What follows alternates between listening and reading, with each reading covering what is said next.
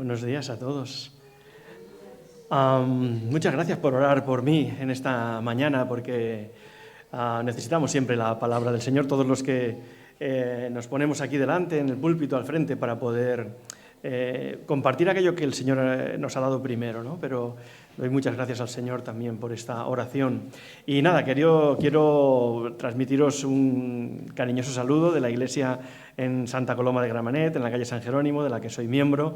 Hemos celebrado recientemente el 80 aniversario y lo hicimos en el mes de octubre, ya pasa el tiempo volando, y siempre que lo hacemos nos acordamos mucho de Argentona, de la iglesia argentina, porque hay muchos vínculos especiales por muchos años, también en el inicio en la obra aquí, así que estamos muy contentos también, estoy muy contento en esta mañana de poder venir, sentiros abrazados por los hermanos en la calle San Jerónimo también, y nada, vamos a abrir la palabra del Señor. Hoy vamos a estar meditando en un texto que está en el Antiguo Testamento, en el segundo libro de Crónicas, capítulo 20.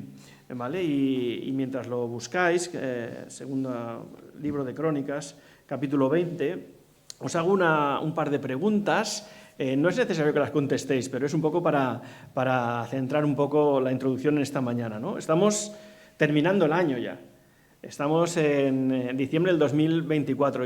Algún hermano me decía, hace tiempo que nos vemos, es verdad, hace tiempo que nos vemos. Yo vine el año pasado, pero revisando y tal, vine el año pasado en enero del 2023. Estamos en diciembre del 2024, o sea, hace casi 2 años, aunque fue en realidad el año pasado. Pero el tiempo va pasando. Entonces, cuando llega siempre el final del año, ¿no? Cuando llega el mes de diciembre, muchas veces echamos una mirada hacia atrás, ¿no? Hacia cómo ha ido el año, este año 2024, ¿no? Entonces, mirando a lo que ha sido este año 2024, la pregunta sería, ¿habéis pasado por situaciones difíciles?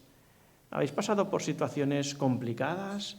¿Habéis pasado por tal vez algún peligro, algún temor, alguna situación adversa, como iglesia o a nivel personal o incluso familiar, ¿no? Dificultades, yo qué sé, pueden ser familiares, de enfermedades, económicas, de cualquier tipo.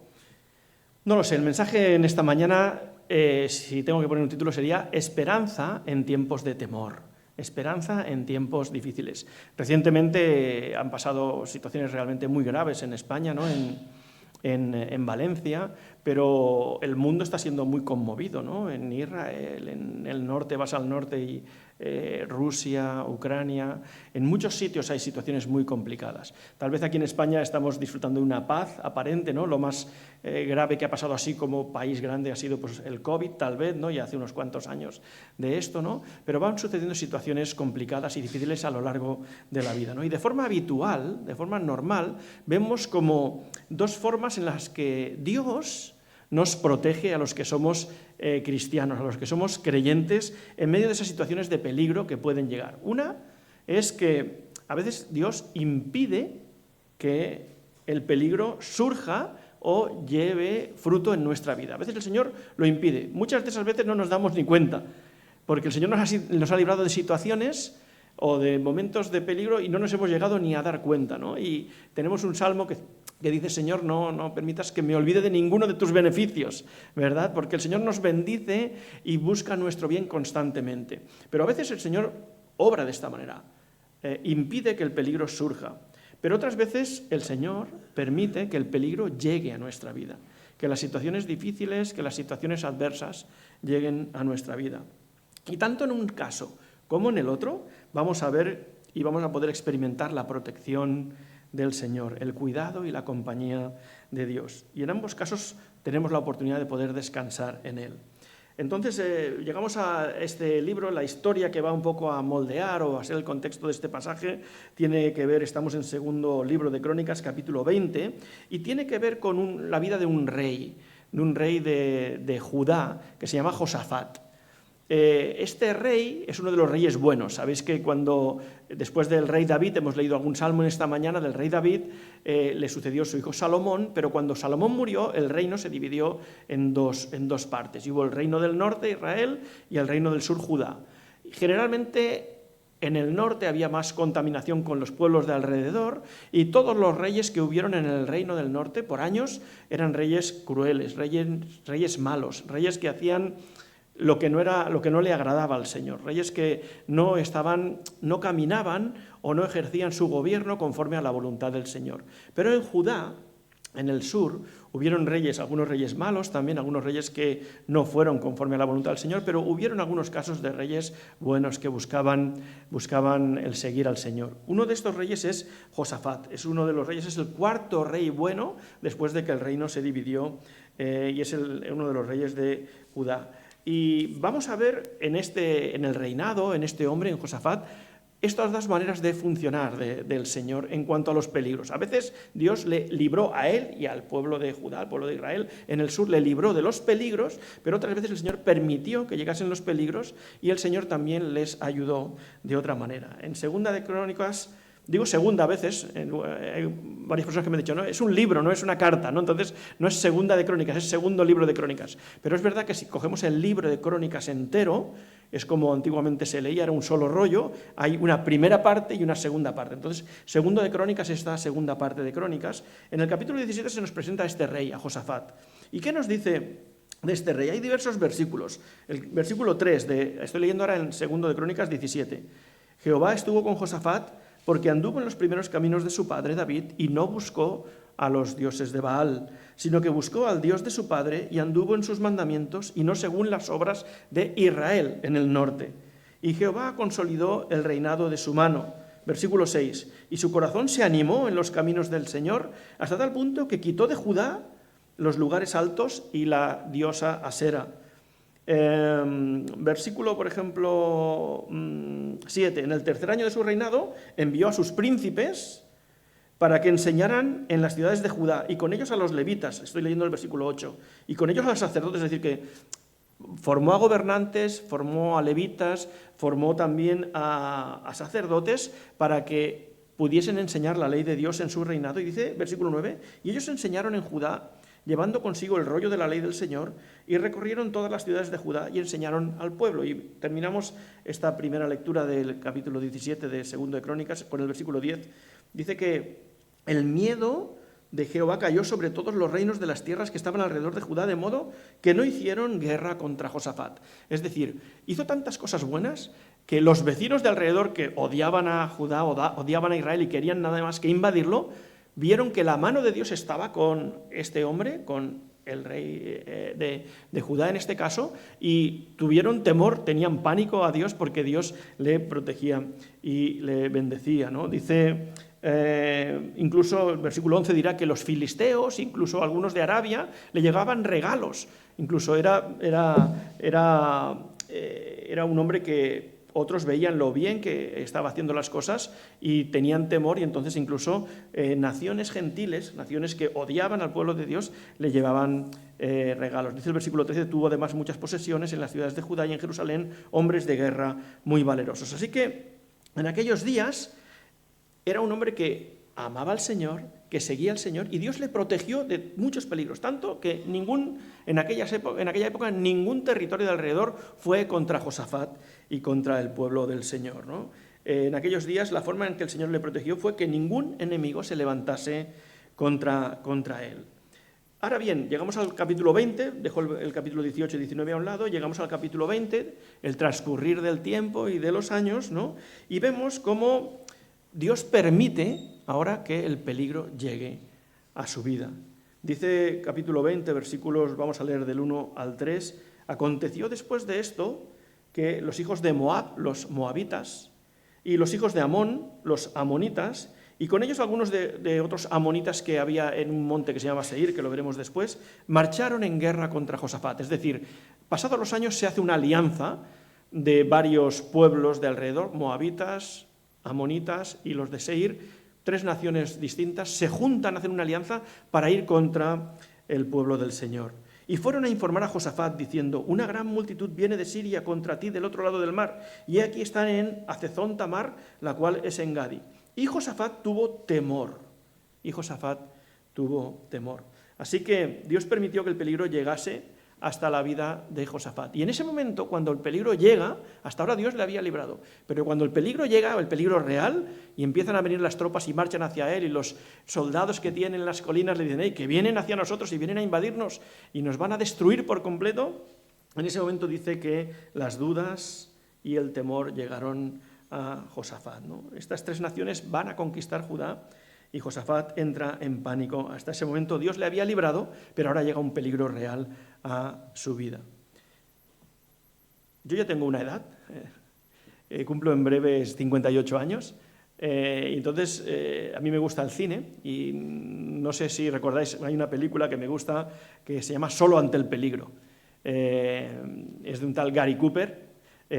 Ganó 4 Oscars esa película, hace muchos años, es del año 1952, pero es un western, a mí me gustan las películas del oeste, entonces es malos contra buenos, ¿no? Es muy básico el argumento, pero lo hacía también Grace Kelly, la que fue la princesa de Mónaco, y Gary Cooper, ¿verdad? Hicieron aquella película que ganó 4 Oscars, ¿no? Bueno, curiosamente Josafat un poco se encuentra así, solo ante el peligro, ¿vale? Él y Judá contra todas aquellas naciones que venían contra él, ¿no?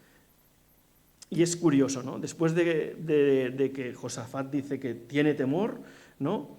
Ante lo que se le venía encima, nos dice el texto bíblico qué es lo que hizo. Es decir, la emoción, el sentimiento, le tomó, le apresó, por decir así, ¿no? Y lo que tuvo fue temor, fue miedo, sintió ese miedo, eso es irrefrenable. Eso nos puede pasar en diferentes circunstancias en la vida, cuando a veces nos detectan una enfermedad grave, o cuando a veces hay alguna situación alrededor nuestro que nos llega y es una situación de una noticia realmente adversa, puede ser que tengamos miedo. Esto es algo normal, ¿no?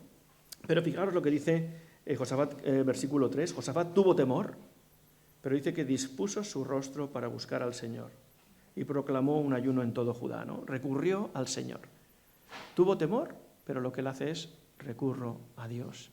Quien me ha ayudado hasta ahora y me ha librado de todo, ahora tal vez no me va a librar y va a permitir esto, pero yo recurro al Señor, ¿no? Otras versiones dirán que dispuso su corazón a buscar al Señor o que humilló su rostro para buscar al Señor. Humillar el rostro tiene que ver con bajar el rostro, con decir, tal vez, Señor, hasta ahora me has librado de todo. Tal vez has sido tan bueno conmigo que yo incluso me he podido pensar que estoy libre de todo, ¿no? Y que mi vida como creyente, como cristiano, va a ser fácil. Pero él tuvo que humillar el rostro y buscar al Señor. No hemos leído capítulo 18 y 19, pero aunque era un hombre que buscaba al Señor, Josafat, tuvo momentos de debilidad. Y en el capítulo 18 y 19, el rey Acab, uno de los peores reyes que había en Israel, sabéis, el de la esposa Jezabel, ¿no? Pues uno de los peores reyes, le tentó para que hiciesen alianza y fuesen a la guerra juntos, y él fue con Acab, hizo una pequeña alianza y el Señor la desbarató por completo. Así que era un hombre que también, aunque amaba al Señor, pues tenía alguna debilidad y en alguna ocasión había incurrido en alguna de estas cosas, ¿no? Pero tal vez había desarrollado cierta altivez porque el Señor le ayudaba en todo, no sabemos, ¿no? Pero sí que dice que humilló su rostro para buscar al Señor, buscó ayuda en el Señor. No buscó soluciones en su ejército superpoderoso que tenía, ¿no? Como hemos leído anteriormente, tenía un ejército súper grande, hasta tal punto que todo el mundo le tenía miedo. No buscó soluciones en su ejército, no buscó soluciones en sus consejeros, no buscó soluciones en otros recursos propios que él podía tener, es decir, yo soy ahora, soy una potencia, sino que tengo temor, recurro al Señor, ¿no? Y una cosa muy interesante de esta historia es que su actitud fue imitada por todo el pueblo. Es decir, él buscó al Señor, pero dice que, versículo 4, y los de Judá se reunieron para pedir socorro al Señor. No solo el rey, sino todo el pueblo, los de Judá, para pedir socorro al Señor, y acudieron de todas las ciudades de Judá para buscar a Jehová. Es decir, un rey que ama al Señor, que en momentos de temor busca al Señor, porque viene una situación muy complicada, de mucho peligro, pero su fe, su dependencia del Señor es imitada por otros, ¿verdad?, que también lo hicieron. Su actitud fue imitada por todo el pueblo. Y qué bueno tener líderes, tener personas, tener responsables en las iglesias que amen al Señor, que busquen al Señor. Y así también todos los creyentes y el pueblo pueda imitarle, ¿no? Creo que es bueno tener buenos modelos también en nuestras iglesias hoy en día. Buenos ejemplos que surgen en nuestra propia generación. Miramos a la palabra del Señor y es lo correcto, pero también es bueno buscar en nuestra generación qué hombres siguen al Señor. Hablo de líderes, hablo de responsables de la iglesia, pero pueden ser también hermanos de la congregación que aman al Señor, que siguen al Señor con humildad, pero con dependencia al Señor, y mirarlos e imitar también la fe que ellos tienen en cuanto al Señor, ¿no? Pedirle sabiduría al Señor para que nos enseñe a reconocer a aquellos que buscan al Señor de una forma sincera también a nuestro alrededor e imitar su fe. Por supuesto, el ejemplo por excelencia es Jesús. Pero también nosotros podemos reconocer en otras personas que aman al Señor, que tienen un corazón que ama al Señor y que a pesar de las imperfecciones uno busca cada día más parecerse al Señor, ¿no? Hay otro texto en Hebreos capítulo 13 y versículo 17 dirá: acordaos de vuestros pastores, ¿no?, de vuestros dirigentes que os comunicaron la palabra de Dios, considerad cuál fue el resultado de su estilo de vida e imitad su fe. Así que el Señor nos llama a imitar la fe de otras personas, pero una fe razonada, una fe sabia que vemos que realmente aman al Señor, ¿no? Versículos del 5 en adelante, hay una llamada de socorro, ¿no? Hemos visto cómo Josafat busca al Señor, cómo todo el pueblo de Dios se pone también a ayunar y a buscar al Señor, y entonces, a partir del versículo 5, lo que hay es la oración que Josafat hizo para pedirle ayuda al Señor. Dice, versículo 5, Josafat se puso en pie en medio de la asamblea de Judá y delante del atrio nuevo y dijo: oh Señor, Dios de nuestros padres, ¿no eres tú el Dios de los cielos? ¿No eres tú quien gobierna todos los reinos de las naciones? En tu mano hay fuerza y poder, y no hay quien pueda resistirte. ¿No arrojaste tú, oh Dios nuestro, delante de tu pueblo Israel a los habitantes de esta tierra y le diste para siempre a la simiente de tu amigo Abraham? Y a partir de aquí está toda la oración hasta el versículo prácticamente 13. Está toda la oración de Josafat, ¿no? Y es curioso porque en esta oración yo puedo distinguir como tres momentos distintos, tres momentos que nos ayudan a entender también cuál era el corazón del pueblo en aquel momento. El versículo 6 lo hemos leído, utiliza un verbo en presente indicativo. ¿No eres tú el Dios de los cielos? Es decir, reconocer a Dios en medio de las situaciones difíciles, en presente. No eres tú hoy que lo estoy pasando mal, hoy que estoy en medio de esta situación con temor, con miedo, con peligro. Hoy, aún en medio de esto, Señor, quiero reconocerte que tú eres el Dios de los cielos, que tú eres el que gobiernas con poder, que tú eres el que tienes el control de mi vida, aunque el panorama que viene por delante es tremendo. Pero reconocer al Señor. ¿No eres tú, Dios en los cielos? Verbo en presente, reconocer a Dios en medio de las circunstancias que podamos estar atravesando, por difíciles que sean, peligrosas o que enfrenten mucho sufrimiento. Hay que reconocer explícitamente, nos llama aquí también la palabra a reconocer explícitamente la grandeza, la soberanía, el control, la misericordia, el cuidado. Dios está al control de todas las situaciones. Así que cuando oremos al Señor en medio de una situación muy complicada, démosle la gloria en primer lugar a Él, reconociendo que Él está al control, aunque parece, desde nuestra perspectiva, abajo nos parece que está todo descontrolado y que el Señor me ha abandonado, pero Él sigue estando al control. Versículo 7, ahora en la oración se pasa al verbo en pasado. ¿No arrojaste tú, oh Dios? No, y entonces va preguntando, hace diferentes preguntas, pero es porque echa su mirada al pasado. Está pensando en Dios, cómo actuó Dios con el pueblo en el pasado. Primero reconoce al Señor en el presente, pero luego ahora, ¿no eres tú el mismo Dios que en el pasado libraste al pueblo de tantas y tantas cosas? Así que es bueno también recordar lo que Dios ha hecho por nosotros. Cuando estamos en medio de una situación complicada, difícil, peligrosa, de sufrimiento, primero, reconocer al Señor, pero segundo, apoyarnos en ese Dios que en el pasado ya nos ayudó, que en el pasado nos ha bendecido de muchas maneras diferentes. Es el mismo Dios. Recordar lo que Dios ha hecho por nosotros en otros momentos anteriores a nuestra vida o a nuestra historia. Es verdad que echar la mirada atrás tiene mala fama cuando recordamos algunas historias de la palabra del Señor, ¿verdad? Muchos recordamos a la mujer de Lot, que miró hacia atrás, pero miró hacia atrás como añorando las riquezas que tenía, ¿verdad?, allí, y en ese sentido se convirtió en una estatua de sal. Es verdad que hay un peligro, ¿no? Cuando miramos al pasado con añoranza, con melancolía, pues esa tal vez no es la mejor disposición, ¿no? Pero si miramos al pasado para recordar cómo Dios acudió en nuestra ayuda, si miramos al pasado para recordar cómo Dios nos fortaleció, cómo Dios fue nuestro socorro, cómo Dios fue el que en todo momento, en todas las circunstancias parecidas incluso o incluso de más peligro, Él estuvo allí y nos ayudó, esto fortalece nuestra esperanza. Esto nos da fortaleza y confianza en el Señor. Si Dios ya lo hizo en el pasado, diremos, también lo puede hacer hoy en medio de esta situación tan difícil y lo puede volver a hacer. Habrá otro versículo en Hebreos que irá un poco en esa línea, nos dirá, Jesús es el mismo ayer, hoy y por los siglos. Si Jesús lo hizo posible en el pasado, lo puede hacer hoy y lo podrá hacer también mañana. Así que en el presente, no eres tú Dios, acudimos a Dios, pero también miramos hacia el pasado para recordar lo que Dios hizo. Y por último, en la oración, en el versículo 12, dirá, oh Señor nuestro, ¿no los juzgarás tú? A esta gente que viene contra mí, no los juzgarás tú. Y utiliza ahora un verbo en futuro. Ha usado el presente, ha usado el pasado y ahora usa el futuro. ¿No serás tú el que los juzgarás, el que los castigarás? Porque no hay fuerza en nosotros contra esta gran multitud que viene contra nosotros, ni sabemos qué hacer, ni sabemos qué hacer. Por eso volvemos nuestros ojos a ti. Así que aceptar nuestra incapacidad es otra de las cosas que vemos en la oración de Josafat.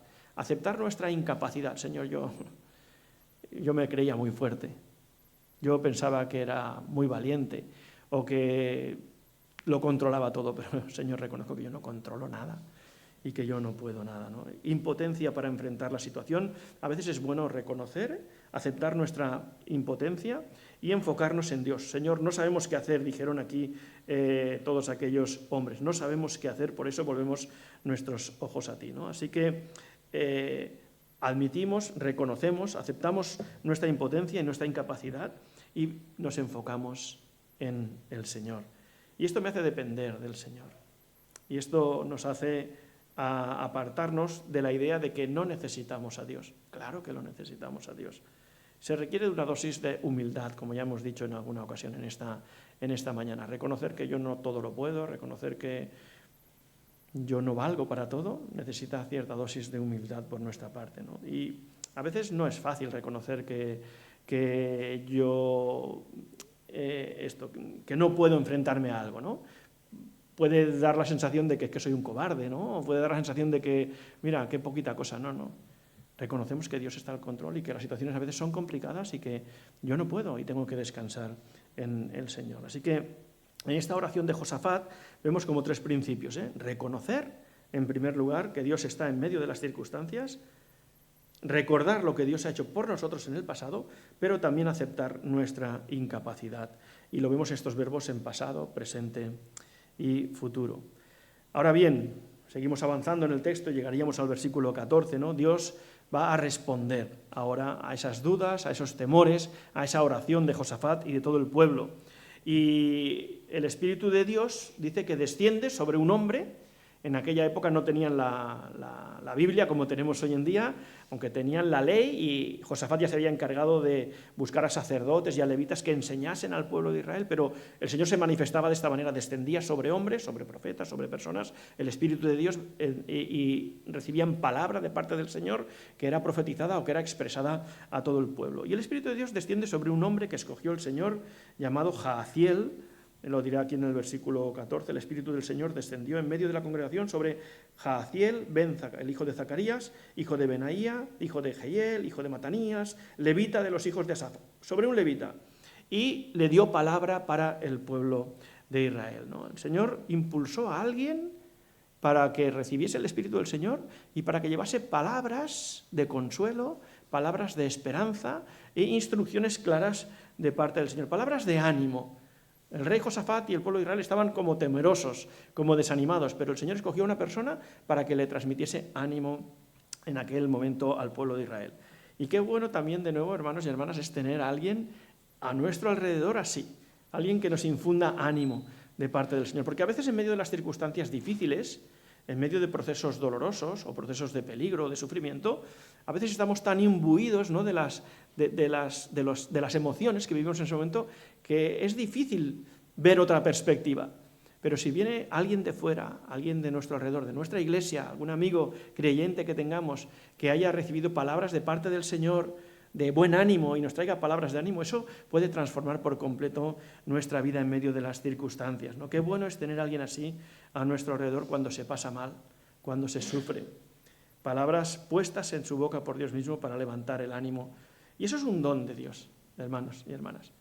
El hecho de que haya personas que tengan la capacidad de animar a otros, de dar palabras a otras personas para animarlos, es un don de Dios. Y también podemos anhelarlo y buscarlo y pedirle a Dios que nos ayude a perfeccionarlo incluso. No se trata simplemente de buscar a personas que digan, anímate, ¿no? O no te preocupes, ya se pasará esto, el tiempo todo lo cura. No. Hablamos de alguien que traiga palabra de parte del Señor de sabiduría donde pueda darnos un auténtico consuelo. Primera de Corintios, capítulo 12, nos dirá que hay distintas clases de dones espirituales, que es el mismo Espíritu, que es la fuente de todos los dones espirituales. Pero nos dirá el versículo, estoy leyendo 1 Corintios 12, versículo 5, hay diferentes formas de servir, pero todos servimos al mismo Señor. Dice, Dios trabaja de maneras diferentes, pero el mismo Dios es quien hace la obra en todos nosotros. A cada uno de nosotros nos da un don espiritual para que nos ayudemos mutuamente, para eso son los dones, para que nos ayudemos mutuamente en la iglesia. Y dice, a uno el Espíritu le da la capacidad de dar consejos sabios, palabra de sabiduría, dirá en otras versiones. Pero se trata de eso, de dar consejos sabios a las personas. Y aquí vemos a este Jahaziel que ha recibido el Espíritu de Dios y da con palabra de sabiduría consejos buenos al rey Josafat para animarle. Y fijaros lo que le dirá en este caso, versículo 15. Oíd con atención todo Judá, habitantes de Jerusalén, y tú, rey Josafat. Así os dice el Señor, no temáis, no os amedrentéis a causa de tan gran multitud, porque la batalla no es vuestra, la batalla es de Dios. Este peligro que pensáis que cómo me voy a librarlo yo, la batalla es del Señor, no has de hacer tú absolutamente nada, ¿no? Demasiadas veces nos acordamos de los que nos han herido con sus palabras.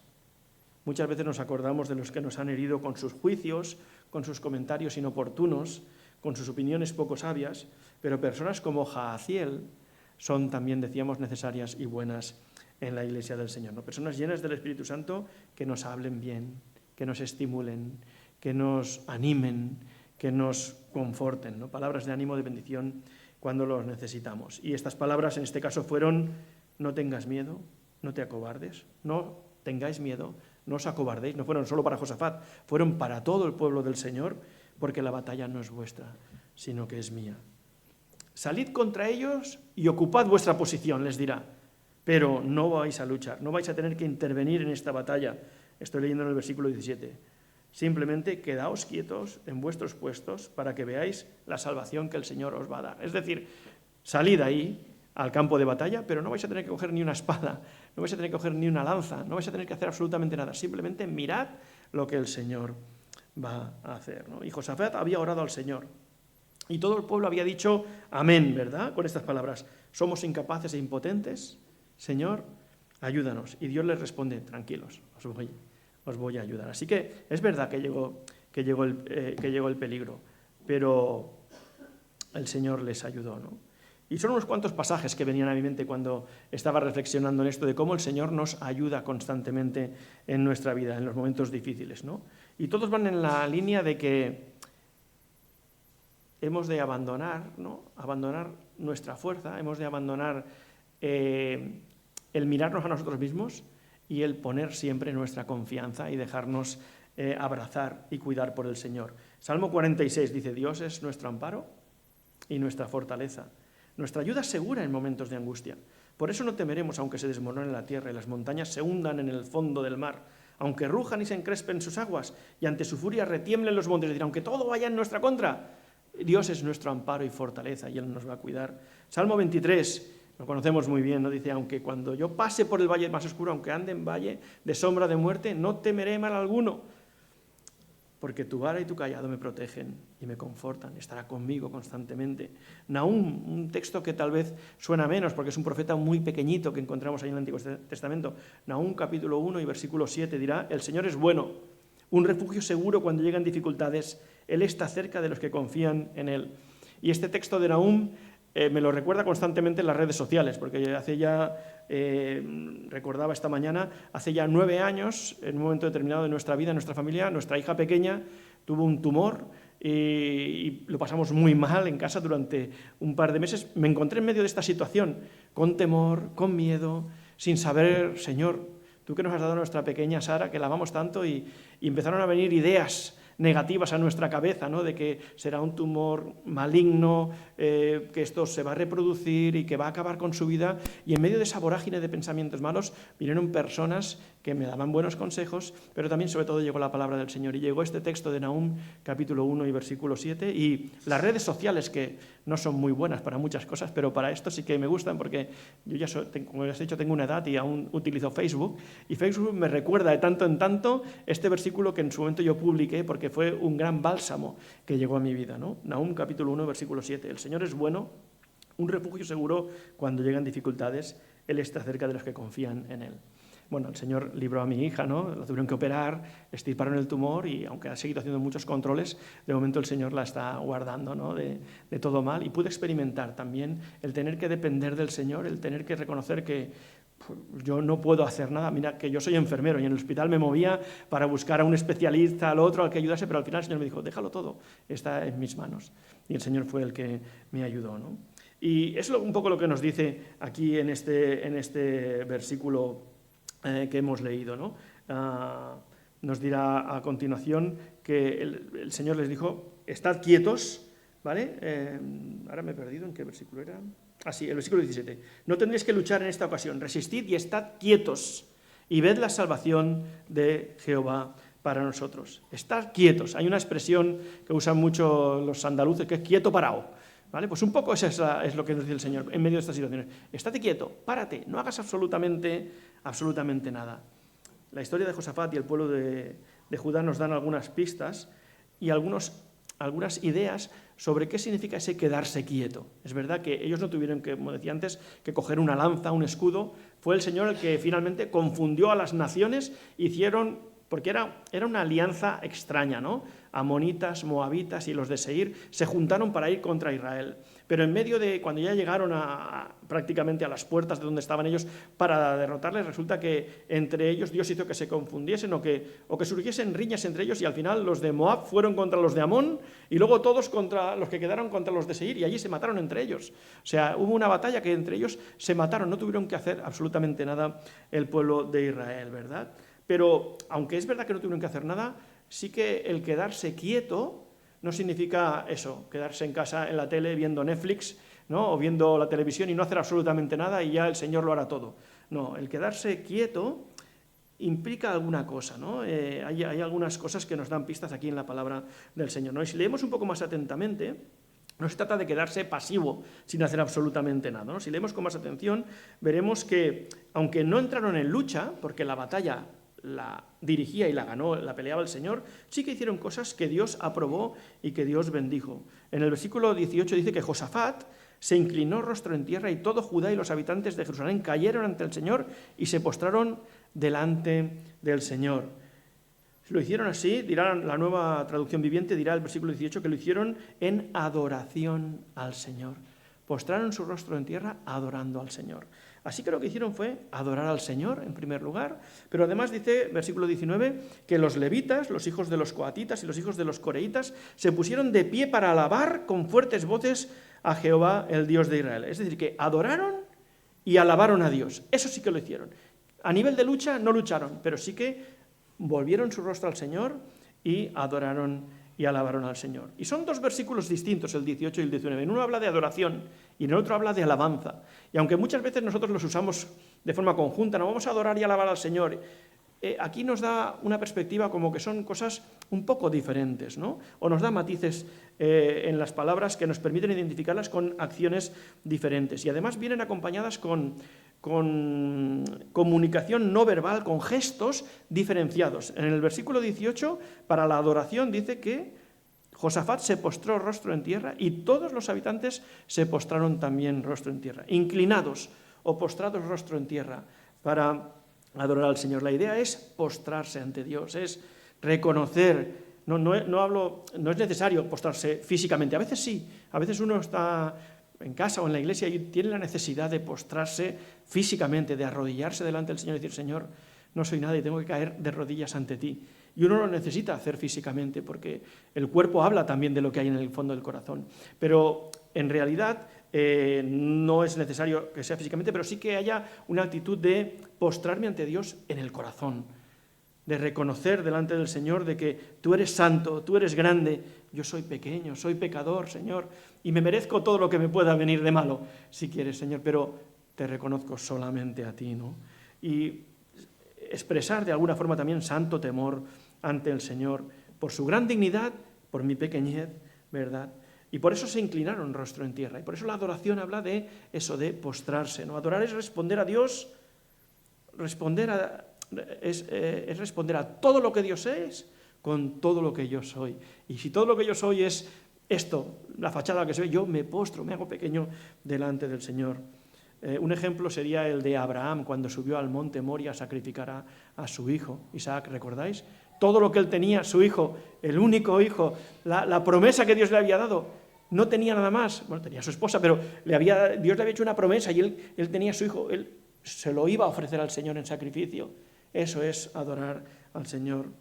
La idea principal de adoración tiene que ver con agradar al Señor. Señor, yo lo que hago es para agradarte a ti.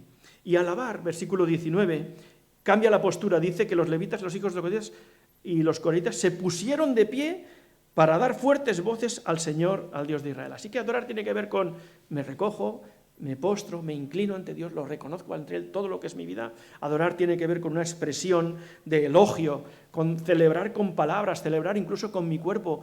A veces yo veo a jóvenes saltando, alabando al Señor, y eso me da gozo también, ¿no? De que uno lo puede hacer incluso con una expresión física, ¿no? Alabar a alguien es reconocer sus virtudes. Cuando tú hablas bien de otra persona, le estás alabando.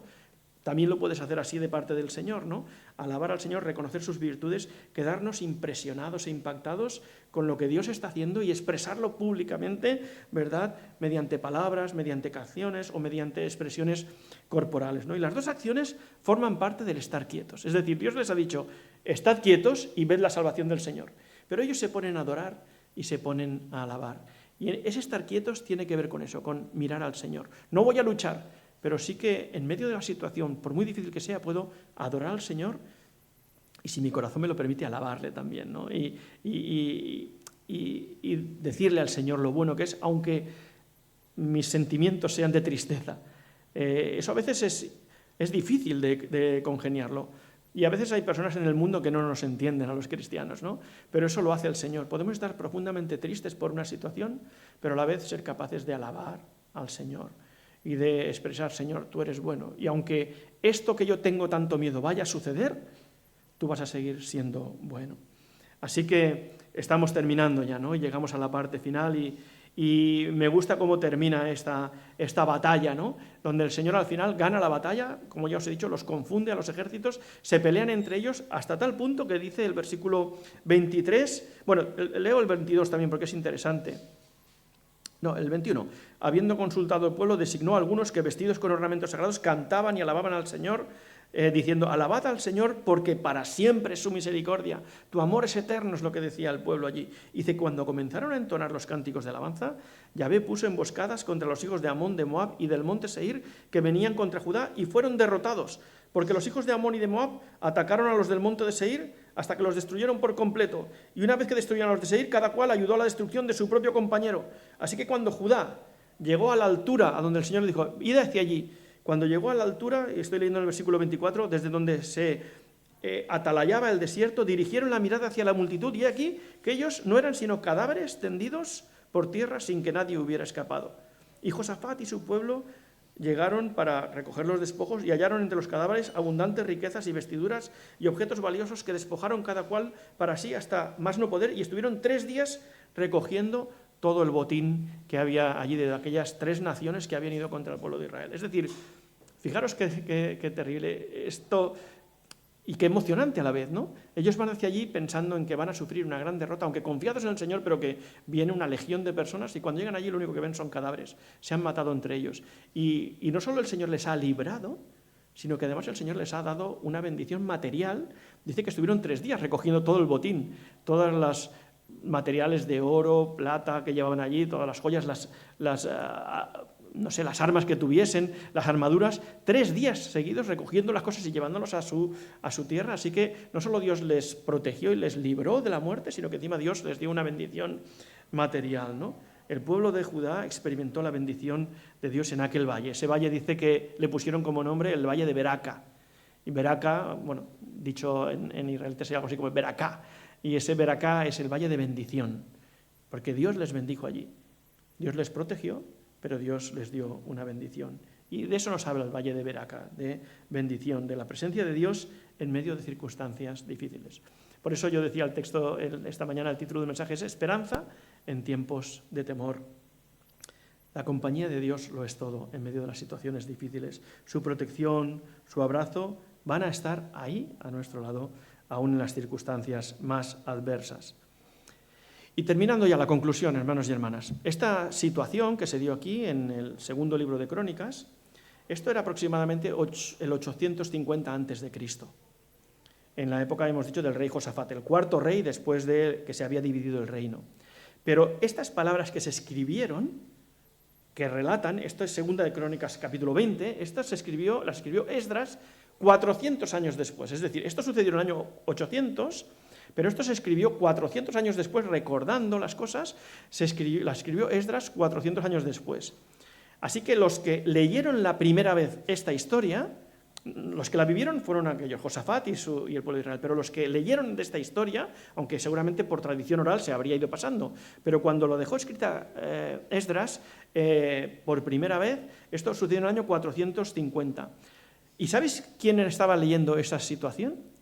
La estaban leyendo en el año 450 todos los judíos que habían sido llevados cautivos a Babilonia y que volvían de la deportación y del exilio en Babilonia y que volvían a su tierra. Habían estado por 70 años cautivos en Babilonia, pasándolo mal, en una situación tremenda de estar exiliados, de estar expatriados, de siendo esclavos de los babilonios, y ahora el Señor les había librado y volvían. Y cuando ellos volvían, estaban leyendo este texto de lo que pasó 400 años antes con el rey Josafat y con el pueblo de Israel.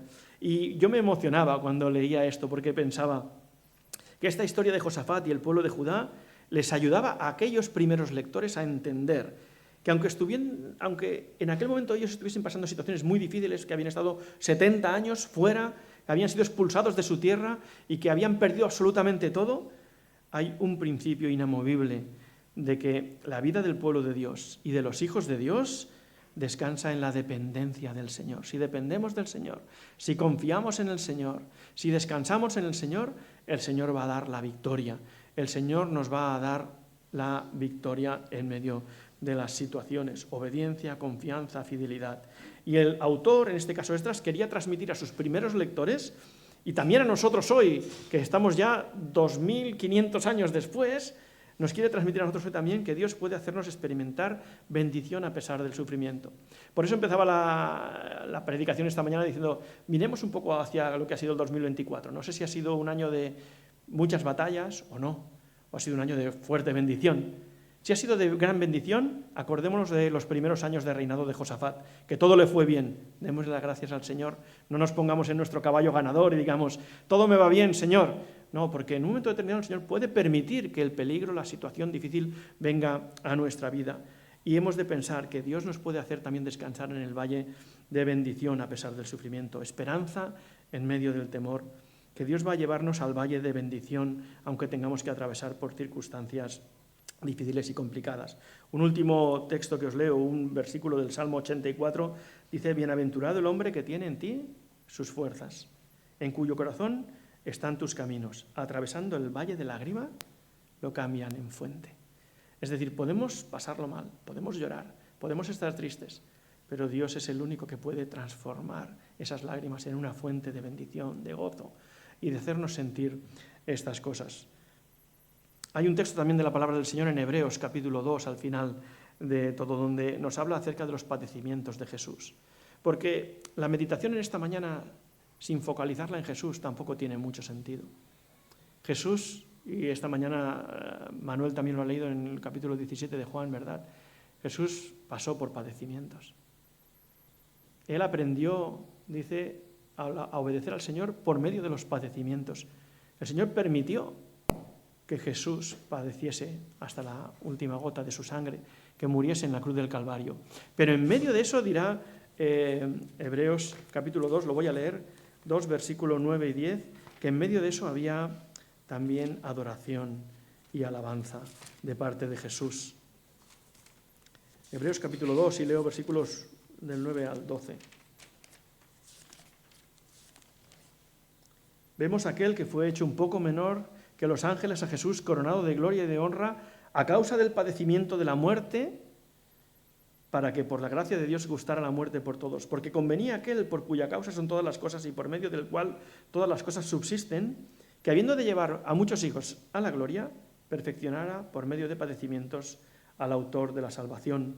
Porque el que santifica a los que son santificados son todos en uno. Por esta razón no se avergüenza de llamarlos hermanos, diciendo: proclamaré tu nombre a mis hermanos, en medio de la congregación te cantaré alabanzas. Así que Jesús, en medio de las circunstancias difíciles que él atravesó, él cuando estuvo en este mundo estaba rodeado de penurias, de sufrimientos, de peligros, gente enferma, gente que lo quería matar, pero aún en medio el Señor cantaba alabanzas en medio de la congregación.